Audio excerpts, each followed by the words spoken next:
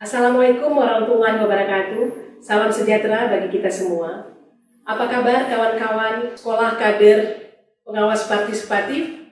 Saya berharap kawan-kawan dalam keadaan sehat, tetap semangat dalam mengikuti sekolah kader pengawas partisipatif ini. Bersama saya Marini dari Panwaslu Provinsi Aceh, kita akan mempelajari tentang materi pengawasan partisipatif dengan subtopik metode partisipatif Bawaslu. Mengapa metode partisipatif Bawaslu ini penting? Dikarenakan Bawaslu dalam menjalankan fungsi pengawasan pemilu tentu saja membutuhkan dukungan dari masyarakat luas.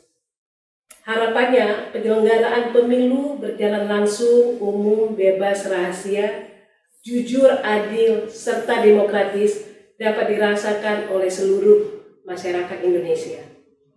Untuk itu Bawaslu membutuhkan kolaborasi yang kuat dengan masyarakat, baik itu kelompok pemilih atau pemantau pemilu, merupakan kunci utama untuk peningkatan partisipasi bersama masyarakat, antara lain dengan membentuk sekolah kader pengawas partisipatif seperti ini.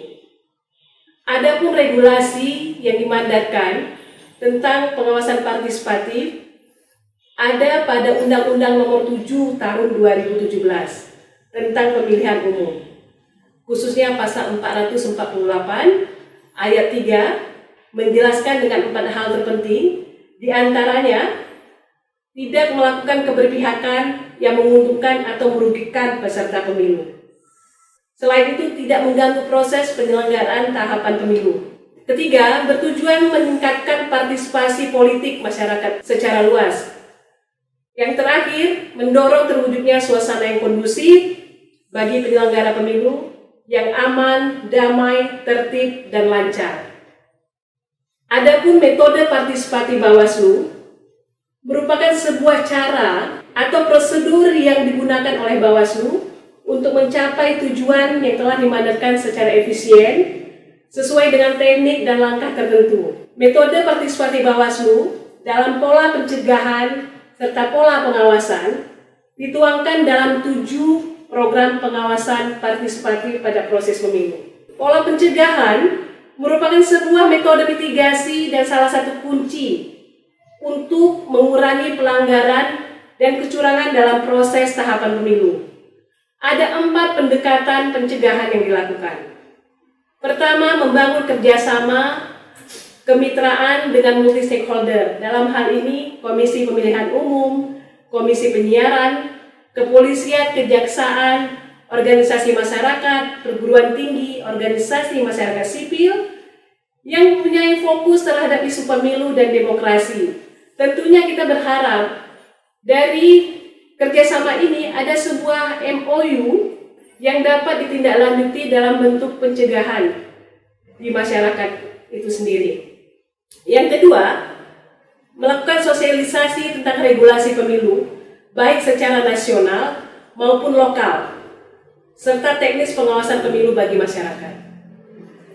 Pendekatan yang ketiga, sinergisasi dengan media, baik media cetak, elektronik, maupun media dalam jaringan.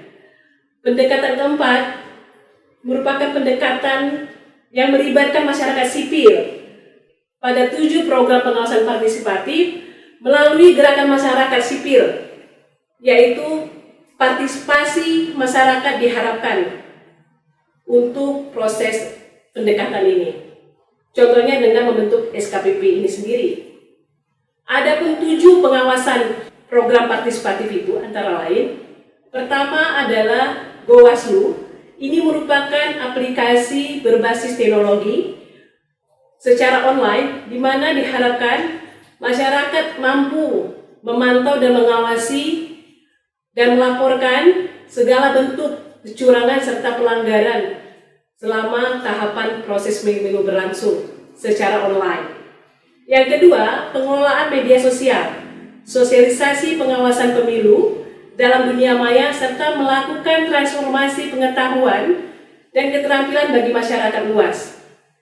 Ketiga, forum warga. Mengapa forum warga ini penting bagi masyarakat? Dikarenakan melalui forum warga ini bisa untuk meningkatkan hak dan kewajiban masyarakat dalam berpartisipasi sebagai warga negara.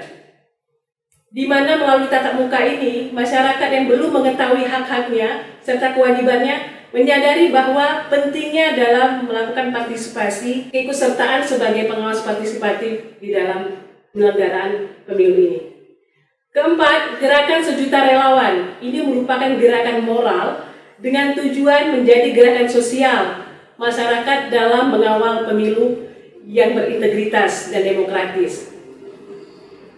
Kelima, Saka Adiaksa merupakan satuan karya pramuka, merupakan wadah kegiatan pengawalan pemilu untuk pemilih pemula, di mana pengetahuan keterampilan praktis pengawasan pemilu bagi anggota pramuka sangatlah penting. Ada 3 tujuan dari gerakan Saka Adiaksa dalam pemilu ini. Pertama, memperluas pengetahuan pengawasan pemilu kepada pemilih pemula. Yang kedua, mewujudkan calon aparatur pengawas pemilu. Ketiga, menciptakan aktor pengawas partisipatif. Keenam, kuliah kerja nyata tematik. Tematik pengawasan penyelenggaraan pemilu ini merupakan program pengabdian masyarakat, menjadi salah satu wadah terobosan bagi pihak perguruan tinggi dengan melibatkan mahasiswa strata 1. Tujuannya untuk meningkatkan peran mahasiswa secara luas dalam mengawal pelaksanaan penyelenggaraan pemilihan umum di Indonesia. Ketujuh, pojok pengawasan. Pojok pengawasan ini merupakan sarana penyediaan informasi bagi masyarakat tentang pengawasan pemilu untuk membangun pengetahuan dan meningkatkan informasi publik terkait pengawasan pemilu yang ada.